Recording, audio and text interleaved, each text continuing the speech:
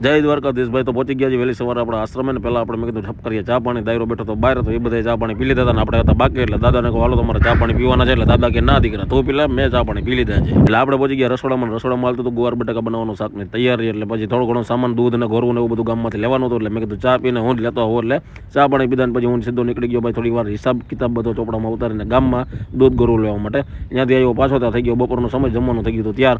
એટલે મસ્ત છાશ બનાવીને મેં કીધું પહેલાં દાદાની થાળી આપણે બનાવી દે. બધાથી પહેલાં દાદા જમી લે પછી આપણે બધા જમી લે. અત્યારે ભાઈ આપણી આશ્રમની અંદર સંખ્યા છે 4 જણા, જેમાં એક દાદા છે અને એક બાપ દીકરો છે. એમાં દીકરો સાંભળતો નથી, બોલી નથી શકતો, ને બાપા છે એ થોડા ઘણા બેરા છે અને ખોપરી પણ છે એક રીતે આપણે કહી શકીએ તો. કારણ કે હું તમને એની હારે પણ મુલાકાત કરાવીશ એક લોંગ વિડીયોની અંદર, તો જ મજા આવશે. પછી ભાઈ જ્યાંથી પાપડને બધું શેકી અને આ ભાઈ આપણા બહાર હતા, એને રેલગાડી નીકળે ને પાછળની સાઈડ એટલે બહુ મજા આવે. એટલે મેં કીધું આવતીકાલે મેળો છે ને તો તમે તમારું બધાને શું કહેવાનું થાય છે અને મિત્રને મેળો કરાવીએ.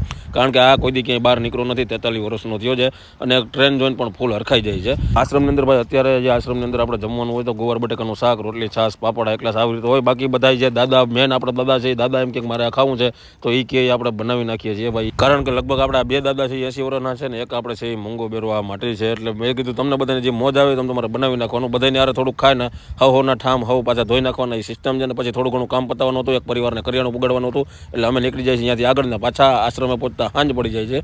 એટલે સાંજે અમે બેઠા છીએ, દાદાને પૂછી લઈએ છીએ. પહેલાં દાદાની થાળી જમવાની તૈયાર કરી નાખીએ છીએ, દાદાને જમાડીએ અને ત્યાં તો ભાઈ બારે 2 ભેરોજી મહારાજ આવી જાય એને જમાડી દઈએ છીએ. અને સેટ બનાવવામાં 35,000નું અત્યાર સુધીમાં બેલેન્સ જમા થયું છે, તો એમાં પણ સહયોગ કરજો. કરિયાણા